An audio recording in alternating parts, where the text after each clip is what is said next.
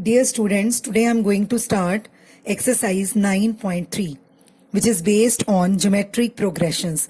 Let us understand what are geometric progressions. A series in which the ratio of any term to the preceding term is same throughout the series is called the geometric progressions, and the common ratio is called the common ratio of GP. Now, standard form of GP is A plus AR plus AR square and so on up to n terms, and nth term of GP is AR raised to power n. This is the standard form of GP. Now, what is the general term of GP? Means we have to find if any term of GP, the formula is AN is equal to AR n minus 1, where A is the first term. Now comes sum of n terms of GP, as we have already discussed sum of n terms of AP. So Sn, sum of n terms, is equal to A into 1 minus R raised to power n upon 1 minus R if modulus of R is less than 1, or Sn is equal to A Rn minus 1 upon R minus 1 if R modulus of R is greater than 1. Now, what is geometric mean? When three quantities are in GP, the middle term is called the geometric mean between the other two. Thus, if A, G and B are in GP, then G is the geometric mean between A and B. So, the formula for finding geometric mean is under root A into B. Now, let us start exercise 9.3. Dear students, today I am going to start exercise 9.3. Question number 1. In question number 1, we are given GP is 5 by 2, 5 by 4, 5 by 8 and so on. And we have to find 20th and nth term of this GP. So we know that how to find any term of GP. Formula for this is AN is equal to ARN minus 1. So here A is equal to 5 by 2, first term, then R is common ratio, A2 by A1, which is equal to 5 by 4 upon 5 by 2 is equal to 1 by 2. Now, we have the value of common ratio R 1 by 2. We will find A 20 means 20th term of this GP. That is A, R is 1 by 2, N minus 1 means 20 minus 1. So, it will become 5 by 2 and into 1 by 2 raised to power 19. So it will become 5 upon 2 raised to power 1 and 2 raised to power 19 will become 2 raised to power 20. Now AN is 5 by 2, 1 by 2, N minus 1 is equal to 5 upon 2 raised to power 1 and 2 raised to power N minus 1 will become 2 raised to power N. Now moving to second question. In second question, we have to find the 12th term of GP whose 8th term is given to us 192. So we will write A8 is equal to AR 8 minus 1 is equal to 192. It means AR7 is 192. Here we have common ratio as 2. So it becomes A2 raised to power 7 is equal to 192, or you can say value of A is 192 upon 2 raised to power 7. Now we have to find the 12th term. So A12 is equal to AR12 minus 1 means AR11, which is AR11. We have to find the value of AR11. Now here we will put the value of A. Value of A is 192 upon 2 raised to power 7. Now here R is 2 raised to power 11. So it will become 192. 11 minus 7 is 4. So it will become 2 raised to power 4. So 192 into 2 raised to power 4 is 16. On multiplying we will get 3072. Question number 3. In question number 3 we are given the 5th, 8th and 11th term of GP is R, P, Q and S respectively. We have to prove Q square is equal to PS. Now we will suppose that let A be the first term of GP and R be the common ratio. Now we are given that fifth term means A5 is equal to P. So A5 will be written as AR4, which is equal to P. Then A8, eighth term is equal to Q. So it is AR7 is equal to Q. And then A11, 11th term is equal to, that is AR10 is equal to S. Now let these equations be 1, 2 and 3. Now we have to prove that Q square. We have to prove that Q square is equal to PS. Now we will put the value of P and S here. Q square is equal to, firstly we will put the value of Q square. Q square, we have to prove Q square is equal to PS. Now what is Q square? Q here is AR7 square, which can be written as A square into R. 7 into 2 is 14.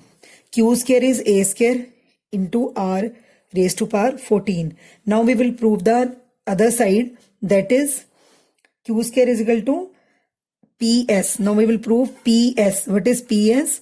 PS is P, value of P is AR4 into S, value of S is AR10. It will become A square R raised to power 4 plus 10 is 14.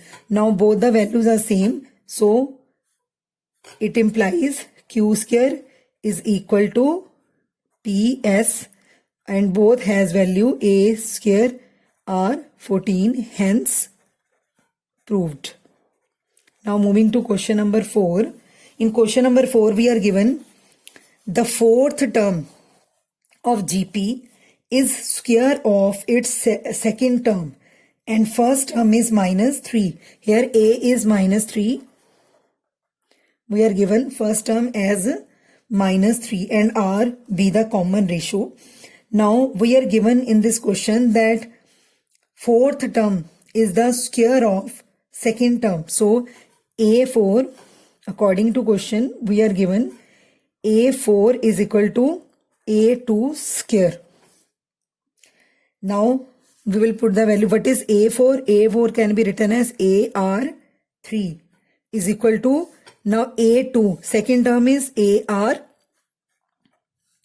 square. This square we will put here. So A2 will be AR. Now on solving it we will get AR cube is equal to A square R square. Now we have to find the value of R from here because we are given the value of A, which is minus 3. R cube is equal to minus 3 square R square. So R square and this R cube will cancel and we are left with only R. Minus 3 into minus 3 becomes 9. So R will be also minus 3. Now we got the value of A, which was given in the question, and R we got from this equation. So we have to find the seventh term. So A7 is equal to AR7 minus 1 means AR6. So we are putting here value of A and R. A is minus 3 and R is minus 3 raised to power 6. So together it will become minus 3 raised to power 7, which is equal to minus 2187. Now question number 5. In question number 5 we are given which term of the following sequences. We are given 3 parts of question number 5. In this, all these we have to find which term of the following is we are given the terms and we have to find which term of the following sequence is these terms which are given in the question. So first part of this question number 5, A part. In A part we are given sequence 2, 2 under root 2. then 4, and so on, is 128. We have to find which term it is. That is 128 is which term of this sequence. So here we can easily find that first term is 2. A is 2 and common ratio, that is R. Common ratio R is equal to A2 upon A1 is equal to 2 under root 2 upon 2, that is under root 2. Now we have A as 2 and common ratio as under root 2. Now we can easily find which term of this sequence is 128. Now we are given here nth term of this GP is ARn minus 1. So we'll write ARn minus 1 is equal to 128. We have to find the value of n. And here A is 2 and R is under root 2. So we will write here A is given 2. So 2 and R is under root 2. Under root 2 raised to power n minus 1 is equal to 128. Now it can be written as 2 will be shifted to other side and 128 will be divided by 2. So we are left with under root 2 n minus 1 is equal to 64. Again, power of under root, value of under root is 1 by 2. So it can be written as 2 raised to power n minus 1 by 2 is equal to 64. And 64 can be written as 2 raised to power 6. So bases are same, so powers can be equated. We will write bases are same. So powers can be equated. Here both side on left hand side and right hand side base is 2. Now powers can be equated. So n minus 1 by 2 is equal to 6. On cross multiplying we will get n minus 1 is equal to 12 or n is 13. It means 13th term of this GP is 128. Now in question number B part of same question, we have given GP is under root 3, then 3 under root 3 and so on. And last under root 3 and then 3 under root 3, 3 and then 3 under root 3. These three terms are given to us and is equal to 729. We have to find the value of n also in this question. Now here A is under root 3 and R is second term upon first term, 3 under root 3. Now we have to find 3 under root 3 can be written as, when we multiply the numerator and denominator by under root 3, it will become 3 under root 3 by 3 is equal to under root 3. Now we are here, R has under root 3 and A is also under root 3. Now ARn minus 1 is equal to 729. We will put the value of A and R here. A is under root 3 and R is under root 3 raised to power n minus 1 is equal to 729. Now on multiplying these two terms, we both have same power, so it will become under root 3 raised to power n is equal to 729. Now 729 can be written as 3 raised to power 9 raised to power 3. 9 into 9 becomes 729. So here also we have under root 3 raised to power n can be written as 3 raised to power n by 2 is equal to 729. Now 729 can be written as 3 raised to power 6.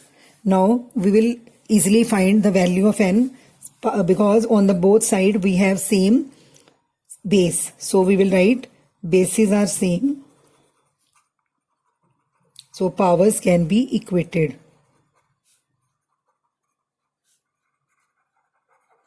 So n by 2 is equal to 6 or n is 12. Now C part of this question. In C part we have GP as 1 by 3, 1 by 9, 1 by 27, and we have to find the term which is given in this question, 1 upon 19683. We have to find the value of n. Which term of the sequence is 1 upon 19683? Here A is 1 by 3 and R is 1 by 9 upon 1 by 3 is equal to 1 by 3. Now both A and R are same as 1 by 3. Now we have to find A, R, n minus 1 is equal to 1 upon 19683. So it is 1 by 3 raised to power n minus 1. Now it will become 1 by 3 raised to power 1 and 1 by 3 n minus 1 will become 1 by 3 raised to power n is equal to 1 upon 19683. Now 19683 can be written as in power of 1 by 3. 1 by 3 n is equal to 1 by 3 raised to power 9. So equating the powers, n is equal to 9. So it means ninth term of this GP is 1 upon 19683. So we will write here, therefore ninth term of GP is 1 upon 19683. Now question number 6.